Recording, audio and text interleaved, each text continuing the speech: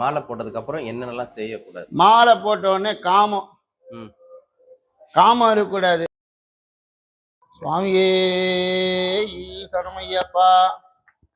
இந்த மாதம் சீரும் சிறப்புமாக பேரும் புகழுமாக கார்த்திகை மாதம் எல்லாமல்ல பிராணகவாசன் சபரிகிரீசன் மணிகண்டன் அவருக்கு பேரு.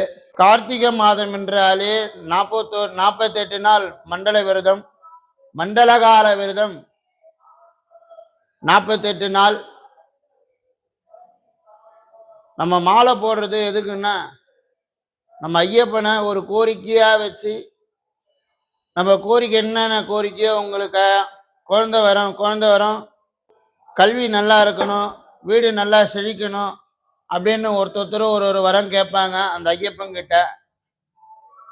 பகவானாகப்பட்டவர் நமது ஐயப்பன் சீரும் சிறப்புமாக இந்த வருடம் நமது கோரிக்கையை அடுத்த வருடத்துக்குள் நடத்தி தருவார் நமது மணிகண்டன்.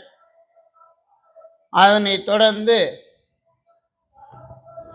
ஓம் பூதநாதாய விக்மகே பவநந்தனாய தீமகே தன்னோ சாஸ்தா பிரசோதயாத்.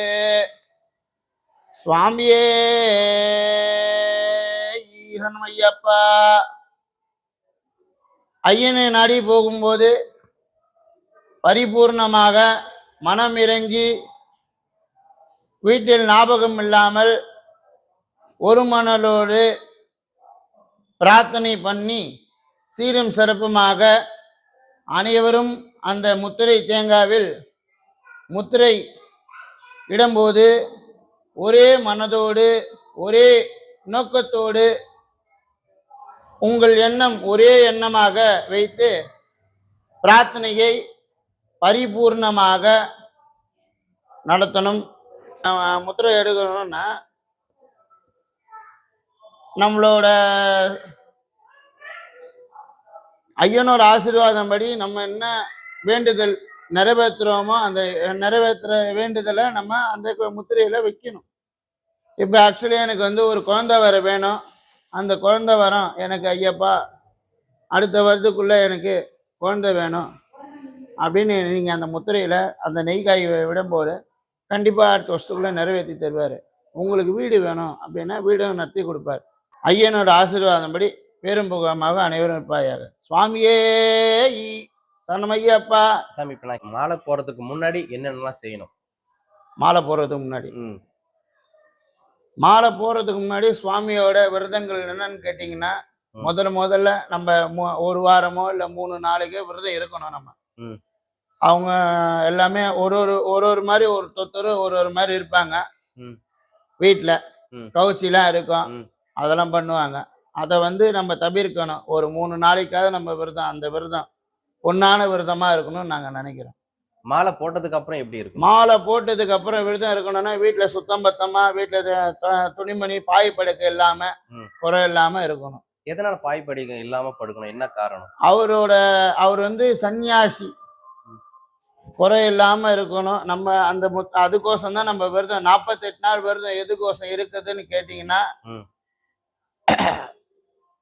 ஐயனோட ஆசீர்வாதம் பரிபூர்ணமா இருக்கணும், ஐயனோட அருள் இருக்கணும். அங்க மலைக்கு போகும்போது காட்டுல புலி, யானை, சிங்கம், கரடி எல்லாமே வரும், அதெல்லாம் பார்க்கணும்.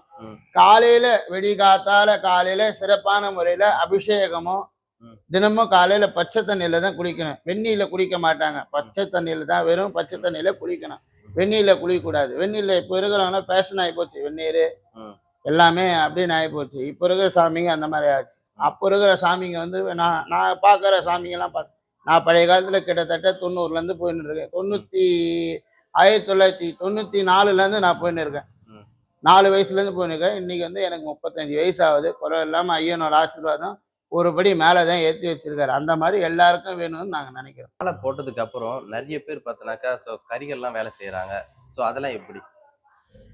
அதோட அவங்க தொழில், அவங்க தொழில்னு ஒன்று இருக்கு. கவுச்சியில் இருப்பாங்க, மீன் வெட்டுவாங்க, கறி வெட்டுவாங்க. அதுக்கப்புறம் அந்த சில வெற்றைகள் சில காரணங்கள் ஒன்னொன்று ஒரு மாதிரி இருக்கும்.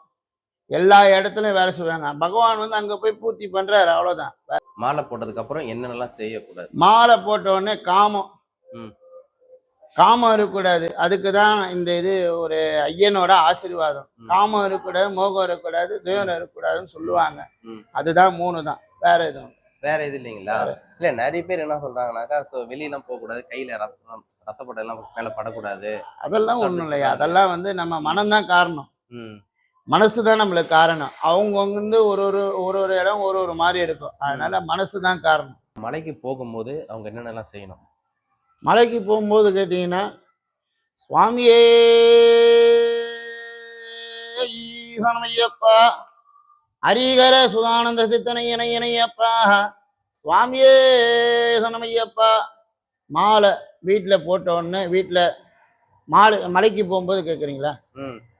மலைக்கு போகும்போது என்னன்னு கேட்டிங்கன்னா, வீட்டில் சுத்தம் பத்தமாக அன்னைக்கு காலையில் சிறப்பான முறையில் ஐயப்பனுக்கு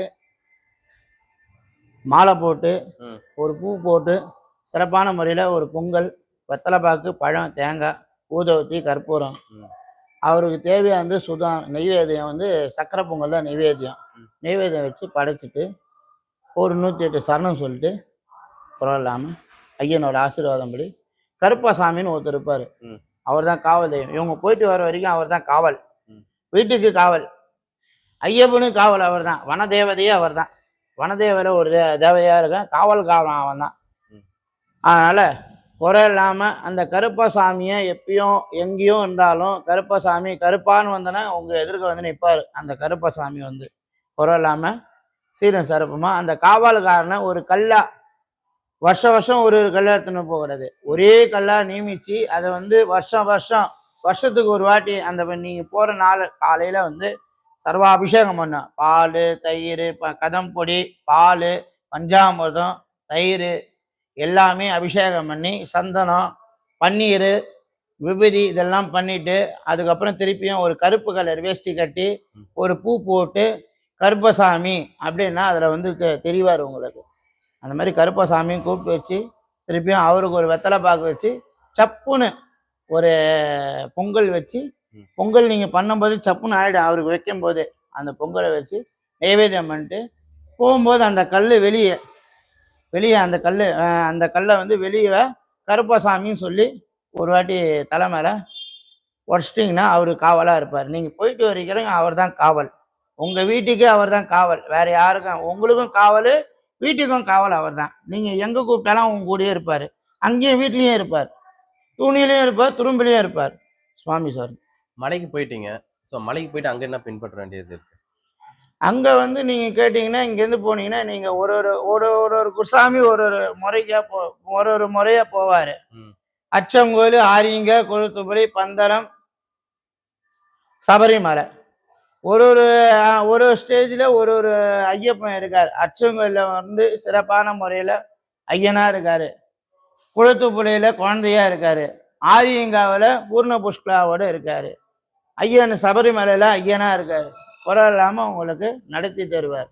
போயிட்டு வந்து பார்த்தீங்கன்னா போயிட்டு வந்தோடனே திருப்பியும் அதே மாதிரி நெய்வேத்தியம் பண்ணணும். நெய்வேத்தியம் பண்ணி முடிச்சோடனே திருப்பி விரத காலத்தை இதே மாதிரி வாரம் சனிக்கிழமை அவரோட நாள் நட்சத்திரம் பார்த்தீங்கன்னா புதன்கிழமை, சனிக்கிழமை, உத்திரம்.